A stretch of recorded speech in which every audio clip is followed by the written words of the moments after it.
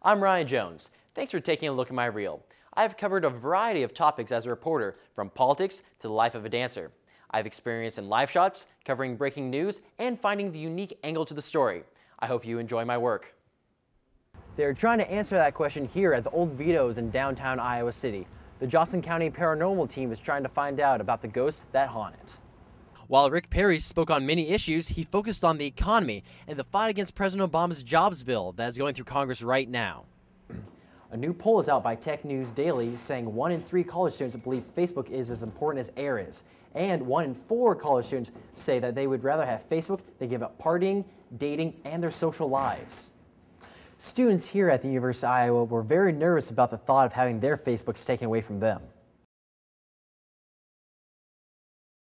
A group of 450 people took to the Capitol on Sunday to protest against corporate greed in the country in the Occupy Iowa movement. There's a sense among the protesters that the country is being controlled by evil corporations. The corporate greed, the corporate collusion, the corruption that goes on, where basically our politicians are bought out. The Occupy Together movement, as it's being called, has spawned from a model in New York. In New York, 200 people started protesting outside of Wall Street on September 17th. Since then, the protests have grown to thousands, with unions and celebrities joining the fight. In Iowa, the protesters showed up with tents ready to live outside the Capitol forever. As it stands, is to occupy indefinitely and use the space to branch out and raise awareness about the political situation in this country. The Occupy Together movement has now spread to Iowa City, where protesters are occupying the college green indefinitely. While protests here have been 100% peaceful, that has not been the case in Des Moines. The protesters plan on camping outside of the Capitol, but applied for no permit to do so.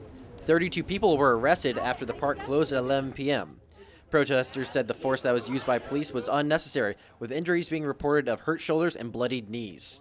The 32 protesters were released in the morning and went back to the Capitol to protest again. I'm Ryan Jones, Daily Iowan TV.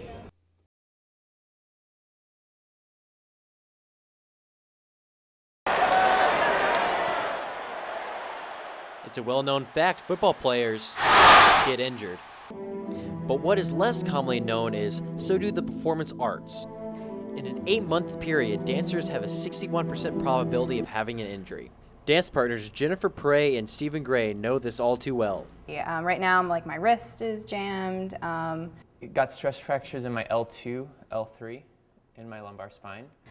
I have had tightness, not quite a tendonitis, but just tightness in my Achilles tendon. I got a giant stress fracture in my tarsus, right in the front of my ankle bone. And then every once in a while, my hip will start hurting. A spiral fracture in my wrist, where I can't put my fingers together. And then last year, I did something to my rotator cuff.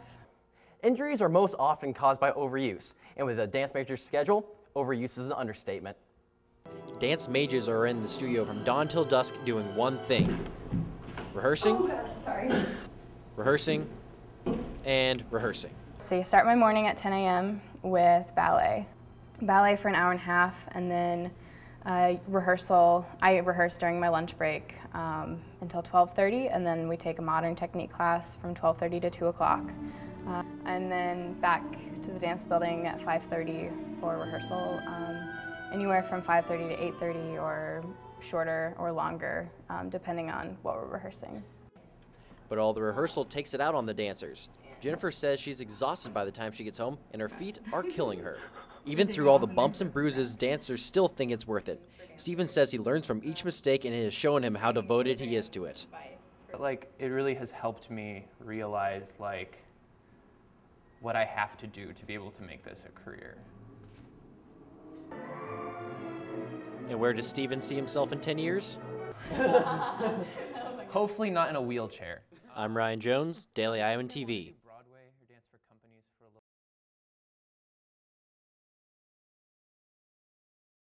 All right, my name is Raj Patel. I'm running for City Council here in Iowa City.